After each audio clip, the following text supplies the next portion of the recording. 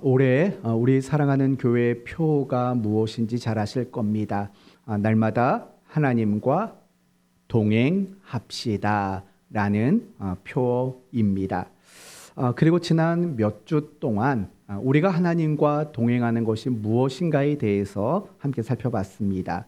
하나님과 동행하는 게 뭐지요? 내 뜻대로 사는 게 아니라 하나님의 뜻을 목표로 살아가는 것이 하나님과 동행하는 것이다.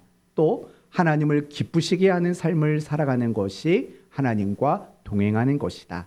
그리고 세상 편도 아니고 내 편도 아니고 오로지 하나님 편을 드는 것, 그것이 하나님과 동행하는 것이다. 그리고 무엇보다도 내가 거룩함을 소원하며 살아가는 것, 거룩을 이루며 살아가는 것, 그것이 하나님과 동행하는 것이다. 이렇게 말씀을 드렸습니다.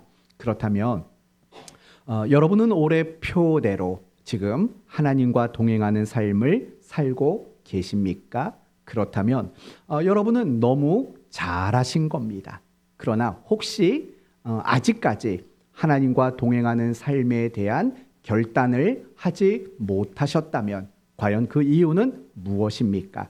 혹시 그 이유가 내가 하나님과 동행했을 때 손해가 있지 않을까라는 염려 때문은 혹시 아니십니까? 오늘 본문은 그에 대한 답을 주고 있는 겁니다. 우리가 하나님과 동행하는 것, 우리가 하나님과 따라 살아가는 것, 그것은 결코 우리에게 손해가 되지 않고 우리에게 결핍이 없다라는 사실을 오늘 본문은 우리에게 보여주고 있습니다. 그러므로 오늘 말씀을 여러분 모두가 들으시고 그리고 이 말씀이 마칠 때 혹 내가 하나님과 동행하는 삶을 살겠노라 다짐하고 결단하지 못한 분이 있다면 모두가 함께 다짐하는 그런 시간이 되었으면 합니다. 오늘 본문의 내용을 간단히 말한다면 예수님과 동행한 사람들의 이야기, 이렇게 말할 수 있습니다. 이제 13절 말씀을 보실까요? 13절 말씀을 보시면 예수께서 뭐 하시고 들으시고 라고 말을 해요. 그럼 도대체 예수님이 무슨 얘기를 들으셨다라는 걸까요? 그것은 그 윗부분에 나오는 이야기를 말하는 걸 거예요. 1절에서 12절까지의 사건을 들으셨다라는 거예요. 그러면 1절에서 12절까지의 사건은 어떤 내용일까요? 세례 요한이 헤롯 안티파스 왕에게 참수당해 순교했다, 참수당해 죽었다라는 그 소식을 들은 이유라고 말씀하고 있는 겁니다. 지금 예수님은 세례 요한이 죽었다는 소식을 들었어요. 그리고 예수님만 들은 게 아니라 예수님의 제자들도 그 이야기를 전해 들었어요. 그래서 예수님은 지금 이 제자들과만 함께하는 그런 시간을 갖기를 원하셨던 거예요. 그래서 13절 말씀을 보시면 예수님이 배를 타고 따로 어디로 가셨다고 말합니까? 빈들로 가셨다고 말하는 거예요. 지금 제자들과만 함께하기를 원하셨던 거예요.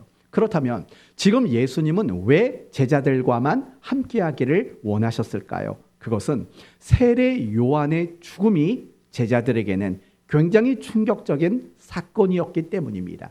그렇다면 여러분, 세례 요한은 누구일까요? 세례 요한은 처음으로 예수님이 그리스도시다, 예수님이 메시아이시다를 선포한 사람입니다. 그리고 뿐만 아니라 세례 요한은 하나님 앞에 너무나도 귀한 일꾼으로 쓰임받은 사람이었습니다. 그런데 그런 세례 요한이 어떤 일을 당했어요?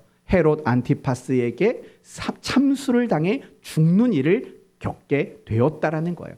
그 사건이 사실은 제자들에게는 굉장히 충격적이었어요. 왜냐하면 세례 요한은 하나님과 동행했던 사람이잖아요. 세례 요한은 하나님의 뜻을 따라 살았던 사람이잖아요. 그런데 그렇게 살았는데도 불구하고 참수형을 당해 죽었다라는 소식이 제자들의 입장에서는 이해가 될 수도 없는, 그리고 도리어 충격과 자신들을 향한 두려움을 갖게 할 만한 사건이었다라는 거예요. 왜냐? 세례 요한이 예수 그리스도를 메시아라고 선포했잖아요. 근데 그가 죽었어요. 그런데 지금 자기 자신들은 어떤가요? 예수님의 제자들은 그 예수님과 동행하고 있다라는 거예요. 그러니 지금 제자들의 마음속에는 어떤 두려움이 생겼겠냐고요. 세례 요한이 저렇게 죽었다면 우리들도 그런 일을 당할 수도 있겠다라는 그런 두려운 마음이 제자들의 마음 속에는 생겨났을 겁니다. 그래서 예수님은 그 제자들과만 따로 빈들에서 그들의 마음을 위로하고 그들에게 무엇인가를 하시고자 하는 그런 계획을 가지고 빈들로 가셨던 겁니다. 그런데 예수님이 빈들에 계시다라는 소문이 났나 봅니다. 그래서 여러 고을의 사람들이 예수님에게 찾아왔습니다. 그래서 14절을 보시면 그 사람들을 뭐라고 지칭하냐면 큰 무리라고 말을 해요. 굉장히 사람이 많았대요. 그럼 21절을 보니까 대략 그 사람들의 숫자가 어느 정도 되는가를 이야기합니다. 남자만 5천 명이에요. 여자 빼고 어린이들 빼고 그러면 남자만 5천이래요. 그러면 여러분 이 빈들에 예수님을 찾아 나온 사람들의 숫자는 적어도 10,000명이 넘고 20,000명이 넘을 수도 있을 것 아니겠습니까? 왜요? 남자만 5,000명이니까 남자 하나가 애를 낳으면 하나만 낳겠어요? 뭐 둘, 셋씩 낳겠죠? 그럼 거기는 굉장히 많은 숫자가 모였을 게 너무나도 분명합니다. 이제 그들이 모였고 근데 예수님은 그들을 보니까 그 무리 중에 불쌍한 사람들이 있었어요. 여러 가지 병든 자 사람들이 있었던 거예요. 그들을 하나씩 하나씩 모두 고쳐주셨어요. 그러다 보니까 벌써 저녁이 되었어요. 이제 예수님의 제자들이 예수님께 이렇게 말합니다. 15절을 보면 이르되 이곳은 빈들이요 때도 이미 저물었으니 무리를 보내어 마을에 들어가 먹을 것을 사 먹게 하소서. 예수님 해 떨어집니다. 빨리 이 무리를 마을로 보내셔서 각각 자기 돈으로 음식을 사 먹게 하십시오. 이제 보내셔야 됩니다. 라고 제자들이 예수님께 이야기를 합니다. 예수님이 그 제자들의 이야기를 듣고 뭐라고 말하냐면 그럴 거 없어. 그러면서 뭐라고 말해요? 16절 너희가 먹을 것을 줘라. 너희가 먹을 것을 공급해 줘라 라고 이야기를 합니다. 이 말을 들은 제자들은 이제 이렇게 또 답변을 합니다. 예수님 우리에게 있는 건 고작 떡 5개와 물고기 2마리밖에 없습니다 라고 대답을 합니다. 여러분 이 대답은 뭡니까? 우리가 그런 일을 어떻게 합니까? 우리가 이 많은 사람들을 무슨 수로 먹입니까?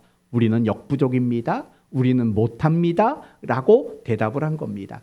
이 말을 듣고 예수님은 이렇게 말씀하십니다. 그렇다면 너희에게 있는 그 보리떡 5개와 물고기 2마리를 내게 가지고 와라. 그리고 예수님은 축사하셨습니다. 그리고 떼어서 나눠주셨습니다. 그 결과가 뭡니까? 20절 다 배불리 먹고 남은 조각을 12바구니에 차게 거두었으며 그곳에 모여있는 모든 사람들이 정말 배부르게 먹었다라는 거예요. 더 이상 못 먹을 정도로 먹었다라는 거예요. 그런데도 불구하고 얼마나 남았어요? 12바구니가 남았다. 이게 오늘 본문의 이야기입니다. 그렇다면 여러분 오늘 이 본문의 이야기를 보면서 한 가지 좀 궁금한 점이 생각나지 않습니까? 저는 이 말씀을 묵상하면서 이런 생각이 들었습니다. 예수님은 왜 12바구니나 남기셨을까라는 궁금증이 생겼어요. 제가 이런 궁금증을 가지는 이유는 이런 거예요. 여러분 예수님이 만약에 남기지 않고 모든 사람이 배부르게 잘 먹었다 했을 때 음식이 딱 맞아 떨어진다면 그게 더 극적이지 않을까요? 그게 더 대단해 보이지 않을까요? 매주마다 우리 성도님들이 반찬을 해오시고 맛있는 음식을 해오십니다. 밥은 저희 아내가 합니다. 쌀을 넣고 밥을 안 칩니다. 매주마다 밥이 남아요. 매주마다 밥이 남아요. 근데 이 말씀을 묵상하다 그 생각이 났어요. 저희 아내가 밥을 하는데 마지막 성도가 숟가락을 푸는 순간 밥이 딱 알맞게 떨어지면 야 대단한 사람이다 라는 생각이 나지 않겠습니까? 여러분 남기는 게 대단합니까? 딱 맞게 하는 게 대단합니까? 여러분 아시잖아요. 남기는 건 어렵지 않아요. 그냥 많이 하면 남아요. 그러나 모든 성도가 배부르게 먹었는데 안 남아요. 딱 맞아 떨어져요. 그게 더 대단한 거 아니겠습니까? 그런 관점으로 생각해 보세요. 예수님이 많은 사람들이 모였어요. 그래서 그 자리에 모여있는 사람들이 배불러 이제 못 먹겠어 라고 하는 순간 더 이상 음식이 없다면 예수님은 너무나도 기가 막히지 않겠습니까? 그런데도 불구하고 예수님은 12바구니나 남기셨다라는 거예요. 그렇다면 이제 질문을 해봐야 되죠. 예수님은 왜 땅 맞아 떨어지게 하지 않으셨을까? 왜 예수님은 12바구니를 남기게 하셨을까라는 부분을 생각해 보셔야 됩니다. 혹시 예측과 계산에 실패했을까요? 몇 명이 먹는지 예측을 실패했고 그 사람들이 얼마만큼 먹을 것인지에 대한 계산에 실패한 것일까요? 아니면 능력을 조절하지 못했을까요? 능력을 조금만 썼어야 되는데 능력을 더 많이 써서 남길 수밖에 없게 되었을까요? 그런 분이 아니라는 걸 여러분 아시지 않습니까? 예수님은 전지하시고 전능하신 분이세요. 몇 명이 먹을지, 그들이 얼마만큼 먹을지 충분히 아시는 분이시고 자신의 그 능력을 그것에 맞게끔 사용하실 수 있는 능력자이신 주님이십니다. 그런데도 그분이 남기셨다면 분명히 그 남기신 사건 속에는 무엇이 담겨져 있느냐?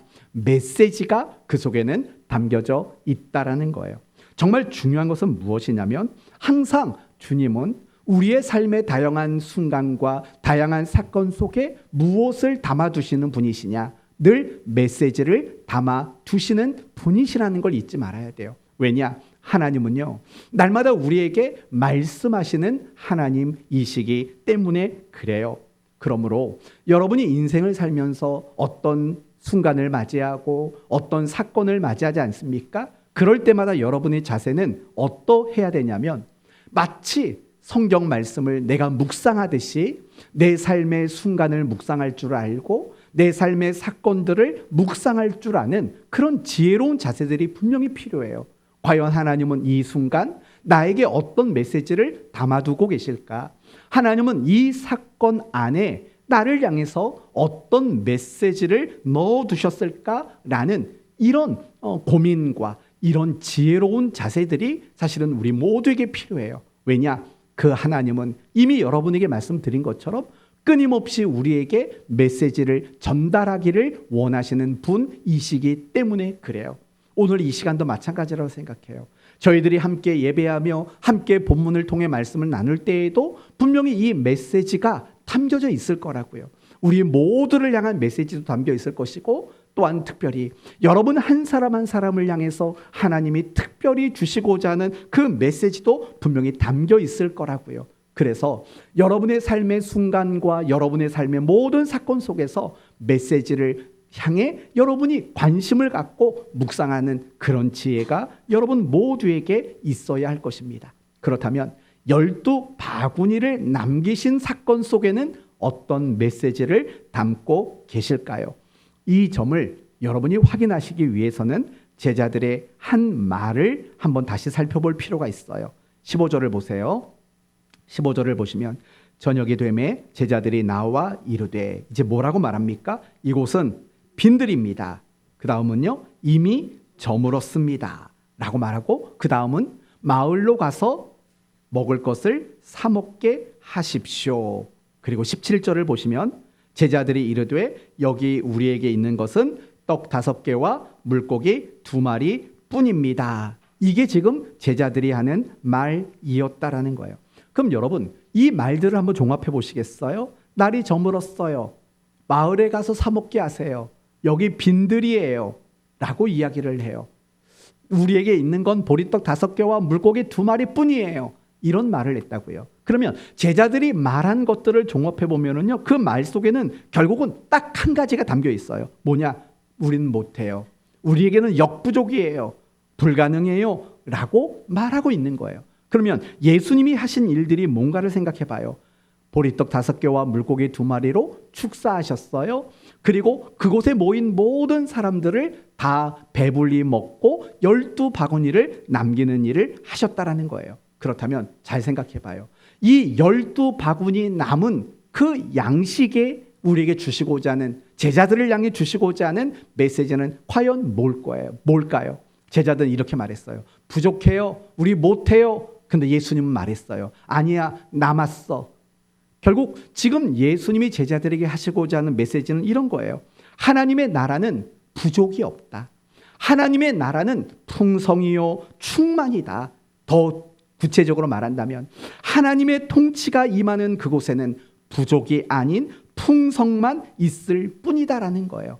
이걸 올해 우리 표대로 말한다면 하나님과 동행하는 그 일에는 결코 부족함이 없고 도리어 풍성함과 충만함만 있다라고 말씀하고 있는 거예요. 이것이 바로 12바구니가 가지고 있는 메시지예요.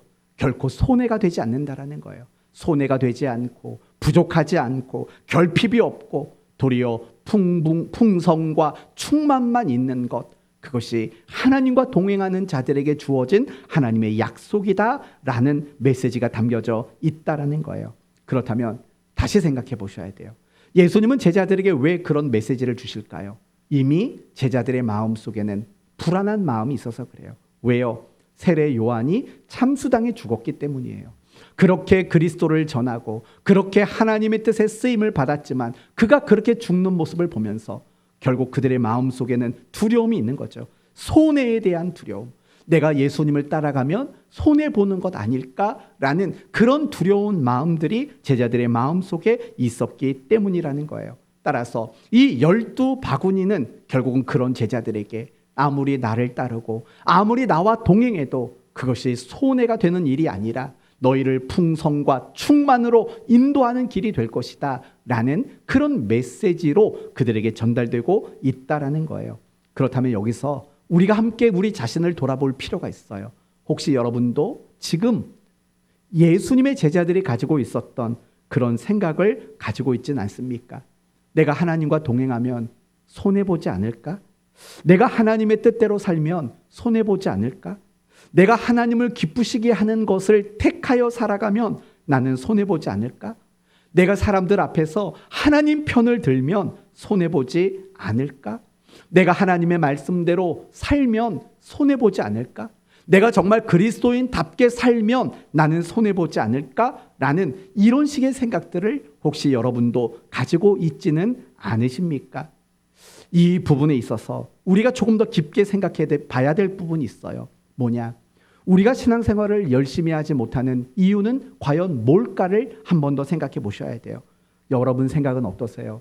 우리가 신앙생활을 열심히 하지 못하는 이유는 과연 뭐라고 생각하세요? 저는 여러분에게 두 가지를 말씀드리고 싶어요. 첫 번째는 열심히 할 마음이 없기 때문인 거예요.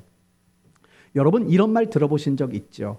마음이 모든 것을 결정한다라는 말 들어보신 적 있을 거예요. 맞아요. 내 마음이 결정하는 거예요. 나의 감정도 마음이 결정해요. 내가 어떤 행동을 하는 것도 마음이 결정해요. 내가 무엇인가를 선택하는 것도 마음이 결정해요. 내가 어떤 목표를 가지고 살아가는 것도 마음이 결정해요. 나의 인생의 모든 것들은 다 마음이 결정해요. 그런데 이것이 단순히 우리의 인생에만 적용이 되는 게 아니에요. 우리의 신앙의 태도, 수준, 내용, 이 모든 것들도 사실은 마음이 결정하게 된다라는 사실을 여러분 기억하셔야 돼요. 예를 들면 우리가 구약 성경을 보면 열왕기나 역대기를 보시면 하나님께서 모든 시대, 모든 나라의 왕들을 평가하는 내용이 나와요. 예를 들면 이렇게 평가해요. 여호와 보시기에 정직히 행하여, 또 반대로 여호와 보시기에 악을 행하여, 왕들을 그렇게 평가한다고요. 그런데 중요한 건 그러면 그 왕들이 하나님 앞에 선하다, 악하다 이런 식으로 평가를 받게 되었는데 그 왕들이 그런 삶을 살게 된 이유를 뭐라고 말하냐면 이렇게 말해요. 그들의 마음이 다윗과 같아서, 또 반대로 그들의 마음이 다윗과 같지 않아서라는 말을 해요. 그들의 마음의 문제를 언급하고 있어요. 마음이 다윗의 마음과 같았다. 그들의 마음이 다윗의 마음과는 달랐다. 그것이 결국은 그들을 정직히 행했다, 그들이 악하게 행했다를 결정했다라는 거예요. 이와 마찬가지로 우리의 신앙의 태도, 우리의 신앙의 수준, 우리의 신앙의 어떤 내용들, 이 모든 것들은 다 뭐가 결정하느냐? 결국은 우리의 마음이 결정하는 거예요. 그렇기 때문에요, 내가 신앙생활을 열심히 못하는 것은 가장 근본적으로는 나의 마음의 문제가 있는 거예요. 내 마음이 신앙생활을 열심히 하겠다라는 것을 마음에 담아내지를 않는 거예요. 그럴 마음을 갖지 못하는 거예요. 그래서 우리는 신앙생활을 열심히 할 수 없게 돼요. 저는 이 시간 여러분에게 축복하기를 원해요. 하나님이 여러분의 마음에 만져주시고 여러분의 마음 속에서 놀랍게 역사하심이 있었으면 좋겠어요. 신앙생활을 열심히 하고 예배를 사모하고 말씀과 기도의 삶을 여러분이 정말 간절히 갈급히 바라는 이런 새로운 마음들을 하나님이 여러분에게 충만히 부어주시는 그런 은혜가 여러분 모두에게 있기를 예수님 이름으로 축원드립니다. 마음의 문제예요. 우리가 신앙생활을 열심히 못하는 두 번째 이유는 뭐냐? 결국 손해에 대한 두려움 때문이라는 거예요. 손해가 생길까 봐, 내가 어떤 불이익을 당하게 될까 봐, 그것에 대한 염려와 두려운 마음이 우리를 신앙생활을 열심히 하지 못하도록 만드는 거예요. 누가복음 8장을 보시면 예수님이 거라사인 지역에 들어가는 장면이 나와요. 그 거라사인 지역에 도착하자마자 귀신 들린 자를 만나고 그 귀신 들린 자를 고쳐주셔요. 그러면 여러분, 그 마을 사람들이 기뻐하고 그 마을 사람들이 예수님을 환영하고 영접하고 예수님의 말씀을 듣기를 소망해야 되잖아요. 그런데 정반대의 일이 일어났어요. 예수님께 뭐라고 말하냐면 여기서 당장 떠나십시오. 우리 마을에 들어오지 마십시오라고 예수님을 내몰아요. 그분의 말씀도 내동댕이 친다고요. 왜 그랬을까요? 이미 그들은 그 귀신 들린 자를 고치는 과정 속에서 돼지 2,000마리를 잃어버렸거든요. 손해를 봤거든요. 그래서 그 예수님이 자신의 마을에 들어와서 말씀을 전하시고 기적을 행하시면 더 많은 손해들이 자신들에게 끼쳐질 것을 그들은 예측한 거예요. 그러니 그들은 예수님을 영접할 수 없었고 예수님의 말씀을 들을 수가 없었던 거예요. 무엇이 두려워서요? 손해보는 것이 두려웠기 때문에 그런 거예요. 어디 그뿐입니까? 마태복음 19장 말씀을 보시면 부자 청년의 이야기가 나와요. 이 부자 청년은 예수님께 이렇게 말하는 거죠. 내가 예수님 따라가고 싶습니다. 내가 예수님의 제자가 되고 싶습니다. 라고 이야기를 해요. 그때 예수님은 딱 한 말씀 하세요. 그렇다면 네 재산을 팔아서 가난한 자들에게 나누어 주고 그 후에 나를 따라라. 예수님은 그렇게 말씀하셨다고요. 그러나 이 부자 청년은 예수님을 따라가지는 않았어요. 왜요? 내가 예수님을 따르게 된다면 어떤 일이 일어날까요? 나의 모든 재산들이 가난한 자들에게 나누어지게 되는, 내가 결국은 손해보게 되는 일들이 일어날 수밖에 없었던 거예요. 예수님 당시의 바리새인과 서기관들을 생각해 보세요. 그들은 예수님의 권능을 목격했어요. 그리고 예수님의 말씀이 얼마나 지혜롭고 탁월한 하늘의 말씀인가를 그들은 사실은 몰랐던 거 아니에요. 알았어요. 그런데도 불구하고 예수님을 메시아로 영접하지 못했어요. 하지 않았어요. 도리어 예수님을 십자가에 못 박아 죽이려고 그들은 노력을 했다고요. 왜 그랬을까요? 그들이 예수님을 영접하고 예수님을 인정하는 그 순간 그들은 모든 걸 잃을 수도 있거든요. 왜요? 지금은 그들이 자기 백성들에게 모든 권위를 인정받고 모든 걸 지금 누리고 있거든요. 그런데 예수님이 오시고자 했던 메시아다라고 인정하게 되면 더 이상 자신들은 얻을 게 없거든요. 그런 손해보는 것에 대한 두려움이 그들로 하여금 예수님을 메시아로 인정하는 그 자체를 부정하도록 만드는 결정적인 요인이었다라는 거예요. 이제 우리 얘기해 봅시다. 우리들 역시 마찬가지 아닐까요? 내가 정말 말씀대로 순종하면 사람들이 나를 비웃을까 봐, 내가 하나님의 뜻대로 살아가면 내가 어떤 금전적인 손해를 볼까 봐, 내가 하나님을 기쁘게 하는 것을 선택했을 때 내 자존심이 짓밟힐까 봐, 내가 하나님이 원하는 헌신과 충성된 삶을 살다가 보면 내 시간이 빼앗겨질까 봐, 내 자유가 박탈당할까 봐 라는 그런 다양한 손해에 대한 두려운 마음들, 그것이 혹시 여러분의 신앙의 열심의 발목을 붙잡고 있는 건 혹시 아닐까요? 여러분이 반드시 기억해야 될 것이 있어요. 결코 우리가 하나님과 동행하고 내가 그리스도인으로 살아가는 그 삶 속에는 결코 부족함은 없어요. 결코 여러분의 삶에 손해 나는 것들은 있을 수가 없다라는 거예요. 도리어 여러분의 삶은 다 배불리 먹고 남았더라. 이것이 여러분에게 보장된 삶이라는 걸 잊지 말아야 한다라는 거예요. 오늘 본문을 보시겠어요? 제자들도 예수님과 동행했고 많은 무리들도 예수님과 동행했어요. 혹시 그들에게 부족과 결핍이 있었나요? 없었어요. 도리어 건강이 부족하고 결핍된 자들이 고침을 받았어요. 배고팠던 그들이 배불리 먹고도 남게 되는 일들이 일어나게 됐다라는 거예요. 이것이 주님과 동행했던 그들의 결말이었다라는 거예요. 그리고 여러분이 잘 아시는 다윗을 보세요. 다윗은 어떤 인생을 살았어요? 하나님과 정말 동행하는 인생을 살았어요. 내 뜻이 아니라 하나님의 뜻, 내 기쁨이 아니라 하나님 기쁨, 사람들 편이 아니라 하나님 편, 정말 거룩한 삶을 살려고 노력했던 사람이에요. 하나님과 동행한 사람이에요. 그가 이런 고백을 했어요. 여호와는 나의 목자시니 내게 부족함이 없으리로다. 그게 다가 아니죠. 주께서 내 원수의 목전에서 내게 상을 차려주시고 기름을 내 머리에 부으셨으니, 그 마지막에 뭐예요? 내 잔이 넘치나이다. 그러니까 어떻게 시작되냐면 내게 부족함이 없습니다로 시작해서 넘치나이다로 끝나고 있다라는 거예요. 그게 바로 하나님과 동행했던 다윗의 신앙 고백이었다라는 거예요. 요셉도 마찬가지 아닌가요? 요셉도 하나님과 동행했어요. 그런데 그가 이런 고백을 해요. 하나님이 모든 것을 선으로 바꾸셨습니다. 무슨 말일까요? 부족함이 없었습니다. 도리어 내 삶에는 배불리 먹고 남은 12바구니만 있었을 뿐입니다. 이것이 또한 요셉의 고백이라는 거예요. 우리는 이 모든 일들을 기억했으면 좋겠어요. 하나님과 동행하면 여러분의 인생은 다 배불리 먹고 남았더라. 이것이 여러분의 인생이 되어질 수밖에 없어요. 그 이유가 뭔지 아세요?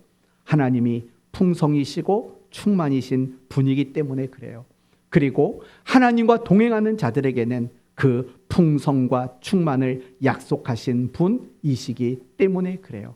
하나님이 그런 분이시고 우리에게 그런 약속을 주셨기 때문에 항상 하나님과 동행할 때 우리의 삶은 다 배불리 먹고 남았더라. 이런 삶이 되어질 수밖에 없다라는 거예요. 이것을 잘 보여주는 성경 구절이 있어요. 바로 십계명의 첫 번째 돌판이에요. 여러분, 십계명의 첫 번째 돌판이란 뭐죠? 제1계명에서 제4계명까지가 바로 첫 번째 돌판이에요. 그러면 이 첫 번째 돌판의 이야기를 한번 생각해 볼까요? 제1계명이 뭡니까? 나 외에 다른 신을 내게 두지 말라라는 거예요. 다른 신을 두지 말래요. 하나님 한 분이면 족하다라는 거예요. 하나님 한 분이면 충만하다라는 거예요. 충분하다라는 거예요. 제2계명은 뭡니까? 너를 위하여 무엇을 만들지 말라고요? 새긴 우상을 만들지 말라. 이 계명은 좀 더 정확한 해석이 필요해요. 이런 뜻이에요.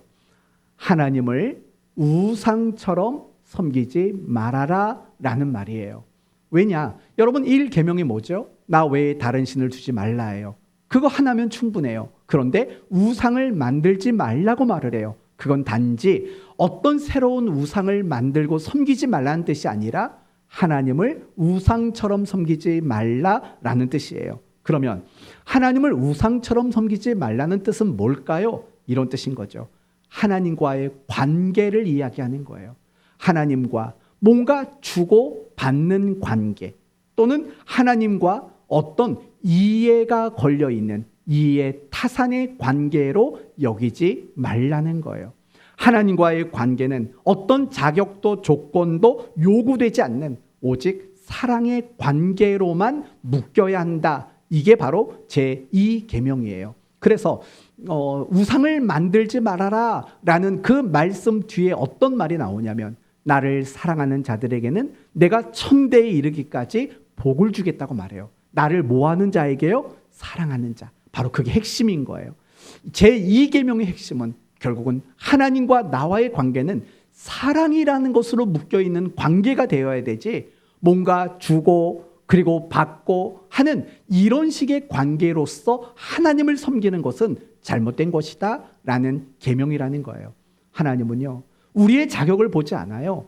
하나님은 우리의 조건을 보지 않으시는 분이시라는 거예요. 그리고 우리를 오직 사랑으로만 대우하시는 분이시라는 거예요. 우리를 사랑으로 대우하신다면 우리에게 부족이 있을까요? 결핍이 있을까요? 그렇지 않다를 말하는 거예요. 제3계명은 뭡니까? 너는 내 하나님 여호와의 이름을 망령되다 일컫지 말아라. 간단히 말하면 이런 말이에요. 하나님한테 원망하고 불평하지 마라는 뜻이에요. 무슨 말인고 이런 거죠. 하나님은 너에게 원망 들을 만한 일을 하지 않고 하나님은 우리에게 불평 들을 만한 일을 하지 않으시는 분이시다라는 뜻이에요. 그러면 네 번째 계명은 뭐죠? 안식일을 기억하여 거룩하게 지키라. 그러면서 구체적으로 뭐라고 말해요? 엿새 동안은 너희가 힘써 일하지만 제7일에는 아무 일도 하지 말아라 라는 거예요. 그렇다면 이 4계명의 핵심은 뭘까요? 너희 일하지 마. 이게 핵심일까요? 아니에요. 일하지 말라가 핵심이 아니라 내가 너희를 위해 쉼없이 일하고 있어가 핵심인 거예요. 하나님이 자기 백성을 위해서 일하시기 때문에 그 백성들은 제7일에 일하지 않아도 된다라는 거예요. 그러면 여러분 1계명부터 4계명까지를 다 종합해 보세요. 1계명은 하나님이면 충분해. 2계명은 우리는 사랑의 관계 속에 묶여 있어. 그럼 3계명은 하나님은 원망과 불평 들을 일 안 해. 그럼 4계명은 하나님은 나를 위해 쉼없이 일하셔 라는 내용이 돼요. 그러면 결국은 이 10계명의 4가지의 계명은 다 우리에게 뭘 말하냐? 간단해요. 하나님은 능력과 권세가 충만하셔. 뿐만 아니라 하나님은 그 능력과 권세의 충만함으로 우리의 인생에 풍성함을 주시고 우리의 인생에 충만함을 가져다 주시는 바로 그런 하나님이시라는 거예요. 우리가요 10계명을 마주할 때 가장 잘못된 태도가 있어요. 그게 뭐냐? 10계명은 하나님이 우리들에게 주신 명령이라고 생각을 한다고요. 근데 엄밀히 말하면 이 10계명은 결국은 명령이 아니에요. 그럼 뭐냐고 물으신다면 하나님이 우리를 향해 주셨던 약속이에요. 약속. 무슨 말일까요? 나는 너에게 나 하나만 있어도 되도록 만들게 라는 약속. 나는 너희 모습이 어떠하든 간에 너희를 사랑으로 풍성히 대접할게 라는 약속. 나는 너희들에게 원망과 불평 들을 만한 일을 하지 않을게 라는 약속. 나는 너희가 일하지 않아도 괜찮을 만큼 내가 너희를 위해서 마음껏 일할게 라는 약속이 더 중요한 전제 조건이라는 거예요. 여러분, 우리가 하나님의 말씀대로 순종하지 못하는 이유가 뭔지 아십니까? 우리가 그 하나님의 말씀을 접할 때 그 말씀 속에 나에게 먼저 보여주신 약속이라는 것을 보지 못하기 때문에 그래요. 단지 우리는 하나님의 말씀을 무엇으로만 보냐면 명령으로만 보는 거예요. 명령으로만. 그래서 우리는 그 하나님의 말씀대로 순종하는 일들이 너무 힘들 수밖에 없어요. 명령으로만 보이기 때문에. 그러나 정말 지혜로운 성도들은 하나님의 말씀을 볼 때 명령으로 보기 이전에 이것은 나를 향한 하나님의 약속으로 보는 거죠. 그 약속으로 말씀을 이해할 때 우리는 그 명령이 어떤 명령이든 간에 기꺼이 기쁨으로 그 명령을 따라갈 수 있는 성도가 될 수 있다라는 거예요. 결국 10계명의 첫 번째 돌파는 우리를 향한 약속이에요. 어떤 약속이에요? 우리를 풍성하게 하시겠다. 우리의 삶을 충만하게 만드시겠다라는 하나님의 약속이라는 거예요. 그리고 그 하나님은 그 약속을 온전히 지키실 수 있는 분이시라는 거죠. 그것이 여러분에게 조금 전에 설명드렸던 시편 23편의 말씀인 거예요. 여호와는 나의 목자시니 내게 부족함이 없으리로다. 하나님은요 풍성과 충만의 하나님이세요. 그리고 여러분에게 풍성과 충만을 약속하시고 그 약속을 지키시는 하나님이시라는 거예요. 따라서 우리가 하나님과 동행하는 그 일에는 결코 부족함은 있을 수 없는 거예요. 우리가 하나님과 동행하는 그 모든 발걸음 속에는 다 배불리 먹고 남았더라. 이런 은혜의 역사만 하나님과 동행하는 자들에게 주어진다는 사실을 여러분 모두가 믿으시기를 바랍니다. 그렇다면 여러분 자신을 잠깐 생각해 보셔야 돼요. 지금 여러분의 삶은 오병이어의 사건처럼 날마다 부족함이 없습니까? 여러분은 정말 나는 날마다 풍성해, 나는 날마다 충만해, 다 배불리 먹고 남았더라. 정말 이런 마음으로 매일매일을 살아가십니까? 아니면 갈증이 많습니까? 목마름이 많습니까? 허전함이 많습니까? 뭔가 부족하다고 느끼는 것들이 많지 않습니까? 난 돈도 부족해. 난 건강도 부족해. 난 평안도 부족해. 난 기쁨도 부족해. 난 위로도 부족해. 난 소망도 부족해. 난 만족이 부족해. 나는 사람이 부족해. 나는 늘 부족해. 혹시 이게 지금 여러분이 느끼는 여러분의 삶의 모습들은 혹시 아니십니까? 그럼 여기서도 우리는 고민해야 돼요. 하나님은 우리를 풍성케 하시고 다 배불리 먹고 남았더라를 약속하셨는데 왜 나는 늘 부족한 것 같이 느끼며 살아가는가? 하나님의 약속과 내가 느끼는 것이 왜 다를까를 우리는 고민해 봐야 돼요. 그럼 저는 여러분에게 두 가지로 답을 드릴 수 있어요. 첫 번째는 욕심 때문인 거예요. 분명히 하나님은 우리의 인생에 풍성과 충만을 약속하셨어요. 그리고 그렇게 해주시는 분이세요. 그런데도 우리는 늘 욕심을 갖고 살아가요. 아담과 하와를 생각해 보면 좋을 것 같아요. 아담과 하와, 여러분 그들이 얼마나 복된 인생을 살았는지 아시지 않습니까? 그들은 가장 완전한 창조 사역 속에 존재했어요. 그들은 가장 완전한 곳에서 살았어요. 예를 들면 에덴 동산을 생각해 봐요. 먹을 게 부족했을까요? 날씨가 춥고 덥고 좀 불편한 날씨였을까요? 절대 안 그랬을 것 같아요. 빨개 벗고 다녀도 하나도 춥지 않은 그런 환경이었을 거예요. 무서운 건 있었을까요? 무서운 거 없었을 거예요. 무서운 것도 없었을 거예요. 염려되는 것도 없었을 거예요. 걱정거리도 아무것도 없었을 거예요. 그런데 어느 날 사탄이 찾아왔어요. 사탄이 뭐라고 말하면요, 이렇게 말해요. 너 저거 먹으면 하나님처럼 돼. 선악을 알게 하는 나무의 열매를 먹으면 하나님처럼 돼라고 말해요. 그 말이 무슨 뜻인지 아세요? 너 지금 부족한 거 있는 거 몰라? 너 아직 지금 풍성하지 못해. 이런 식으로 사탄이 아담과 하와를 유혹했다라는 거예요. 여러분, 그때 아담과 하와는요, 마음에 욕심을 부린 거예요. 그 욕심 때문에 결국 그들은 자신이 부족하다고 생각하고 자신들에게는 결핍이 있다고 생각하게 된 거예요. 내 것이 될 수 없는 것에 대한 욕심, 욕심내면 안 되는 것에 대한 욕심, 그 욕심이 그들로 하여금 풍성을 보지 못하고 부족만 보도록 만들게 되었다라는 거예요. 이스라엘 백성들도 마찬가지예요. 그들이 광야 40년을 살았어요. 굶어 죽었나요? 그들은 굶어 죽은 사람이 하나도 없어요. 목말라 죽었나요? 목말라 죽은 사람이 없어요. 왜요? 하나님은 매일 만나를 주셨잖아요. 그리고 하나님은 그들에게 반석에서 늘 물을 내어주셨잖아요. 옷이 낡아서 신발이 닳아서 몸에 상처가 난 적 있나요? 없어요. 하나님이 옷과 신발을 닳지 않도록 만드셨기 때문에 그래요. 그들이 그늘이 없어서 지쳐버렸나요? 아니에요. 하나님이 낮에는 구름 기둥으로 그들에게 그늘을 만들어 그들에게 쉼을 주셨어요. 밤에는 추워서 그들이 벌벌벌 떨었나요? 아니에요. 밤에는 불 기둥으로 그들에게 따뜻한 온기를 하나님이 주셨다라는 거예요.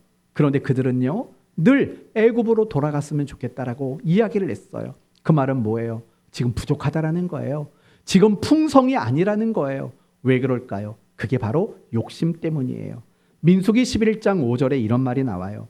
우리가 애굽에 있을 때에는 값없이 생선과 오이와 참외와 부추와 파와 마늘들을 먹은 것이 생각나거늘이라고 말하는 거예요. 지금 그들이 어디에 있는데요? 광야에 있어요. 광야는 어딘데요? 그들이 벗어나고 싶었던 그 애굽 나라에서 떠난 자리가 광야예요. 그런데 이제 와서요, 욕심내는 거예요. 내가 비록 노예로 있었지만 마늘 먹었던 거, 파 먹었던 거, 부추 먹고 참외 먹고 했던 거, 그게 먹고 싶다라는 거예요. 여러분, 말이나 되는 소리냐고요. 거기서 그렇게 해방을 받고 싶었던 그들이 이제 와서는 그 나라에서 노예였을 때 먹었던 그걸 먹고 싶다고 말해요. 헛된 욕심, 왜곡된 욕심을 그들이 가지고 있었던 거죠. 우리도 똑같은 거예요. 사실 우리의 삶은 부족함이 없어요. 그런데 내 눈에는 늘 부족하다고 생각해요. 건강 부족하다고 생각해요. 내가 가지고 있는 돈 부족하다고 생각해요. 내가 가지고 있는 어떤 만족스럽지 못한 것들 늘 부족하다고 생각해요. 혹시 그게요, 여러분이 욕심내면 안 되는 어떤 마음 때문은 아닐까요? 아니면 여러분이 가져서는 안 되는 어떤 것에 대한 여러분의 탐욕 때문은 아닐까요? 여러분 알고 계셔야 돼요. 하나님은 우리의 필요를 채우시겠다고 약속했지 우리의 허황된 욕심을 채우시겠다고 약속하지 않으셨어요. 하나님은 우리에게 필요한 것을 구하라고 했지 우리에게 욕심을 구하라고 말씀하신 적이 없어요. 그러나 우리는 늘 지혜가 부족해서 필요와 욕심을 분별하지 못하는 그런 삶을 우리는 늘 살아가고 있는 거예요. 그 결과가 뭐냐? 늘 부족한 것 투성이에요. 늘 만족스럽지 못한 것 투성으로밖에는 세상을 보지 못하는 거예요. 그래서 여러분이 정말 하나님이 약속하셨고 여러분에게 보장하신 그 풍성함을 제대로 바라보고 누리기를 원하신다면 필요와 욕심을 분별할 줄 알아야 돼요. 그리고 그 욕심의 문제를 여러분이 정리할 줄 알아야 되는 거예요. 그래야지만 여러분은 풍성의 그 약속을 경험하는 여러분의 인생이 될 수 있어요. 그리고 또 한 가지, 내 힘만을 삶의 방법으로 삼기 때문에 늘 부족함을 이야기할 수밖에 없어요. 여러분 오늘 본문의 제자들을 한 번 더 생각해 봐요. 예수님이 말씀하셨어요. 너희가 먹을 것을 주어라. 그때 제자들은 뭐라고 말했어요? 날이 저물었습니다. 빈들입니다. 떡 5개, 물고기 2마리 뿐입니다. 이렇게 이야기를 했다고요. 여러분 왜 그렇게 말했을까요? 그들이 지금 많은 사람들에게 먹을 것을 주라는 것을 누구 기준에서 생각한 거예요? 다 자기 기준이에요. 자기 능력을 기준으로 생각했고 자기가 가지고 있는 힘을 가지고 생각을 한 거예요. 그러니까 예수님께 할 수 있는 말은 없어요. 못합니다. 이거 말고는 다른 말이 그들에게 나올 수는 없다라는 거예요. 그럼 반대로 생각해 봐요. 만약에 예수님이 가지고 계신 힘과 능력을 방법과 기준으로 삼았다면 그들이 그런 말을 할 수 있을까요? 예수님은 물을 포도주로 만드신 분이세요. 뿐만 아니라 불가능하게 여겼던 병든 자를 고치신 분이세요. 죽은 자도 살리셨고 바람과 파도도 잔잔하게 만드신 분이시라고요. 그런 능력을 가지고 계신 그 예수님의 능력을 방법으로 삼았다면 적어도 그들은 못합니다, 할 수 없습니다 라는 이런 말은 나오지 않았을 거라고요. 결국 제자들이 못합니다, 우리는 부족합니다 라고 말하게 된 원인은 뭐냐? 자신이 방법이 되었기 때문인 거예요. 내 힘과 내 능력이 기준이 되었기 때문에 못합니다, 안 됩니다 라고 부족을 외치는 사람이 되는 거예요. 사실 우리도 똑같은 거예요. 내 삶에 왜 자꾸 부족한 것만 보이고 왜 내 삶이 자꾸 부족하다라고만 여기는가? 그것은 내 삶의 방법이 내 자신이기 때문에 그래요. 내가 내 삶의 방법이고 내 힘이 내 삶의 원인이라고 그렇게 생각하기 때문에 늘 우리는 부족하다라고 탄식하며 그렇게 살아갈 수밖에 없는 겁니다. 그러므로 성도 여러분, 여러분 모두가 정말 다 배불리 먹고 남았더라 이 풍성한 삶을 누리며 살기를 원하신다면 여러분은 욕심과 필요를 분별할 줄 알아야 되는 거고, 그리고 하나님을 내 삶의 방법으로 우리는 여길 줄 알아야 되는 거예요. 하나님을 늘 의지하셔야 돼요. 크고 작은 모든 것들 정말 하나님 앞에 가지고 나가서 간절히 기도하는 여러분이 되신다면 오늘 이 오병이어 사건을 경험했던 제자들이든 아니면 수없이 많은 사람들이든 그들의 삶이 여러분의 삶에도 경험되어지는 일들이 일어나게 될 줄로 믿습니다. 이제 끝으로 여러분에게 간곡히 다시 한번 부탁을 드립니다. 하나님 그분과 동행하는 것을 여러분 결단하시기를 바랍니다. 손해라고 생각하지 마세요. 도리어 여러분이 하나님과 동행할 때 내가 지금까지 경험하지 못했던 풍성을 경험하고 또 충만을 경험하게 될 것을 여러분 모두가 확신하게 되기를 바랍니다. 이제 말씀을 마치겠습니다. 하나님과 동행하는 일은 결코 손해가 되는 일이 아닙니다. 도리어 부족함이 없고 풍성과 충만을 보장하는 인생일 것입니다. 그런데도 불구하고 우리가 늘 부족을 느낀다면 그것은 헛된 욕심에 이끌려 살기 때문이고, 내 자신이 기준이 되는, 내 자신이 삶의 방법이 되는 그런 인생을 여러분이 아직도 살아가고 있기 때문입니다.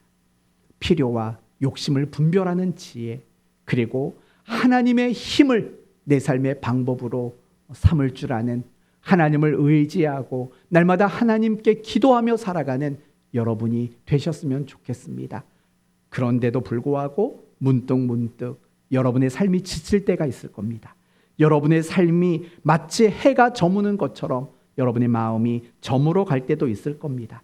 내 삶에 할 수 없다고 느껴지는 순간, 여전히 부족하다고 느껴지는 그 순간이 또 찾아올 수도 있을 겁니다. 그럴 때 12 바구니를 남기셨던 이 사건을 다시 한번 기억하시면서, 그래도 내가 하나님과 동행하는 인생을 살겠노라고 늘 다짐하며 살아가는, 그래서 다 배불리 먹고 남았더라, 이 은혜를 누리며 사는 복된 성도 모두가 되시기를 예수님 이름으로 축원드립니다. 아멘.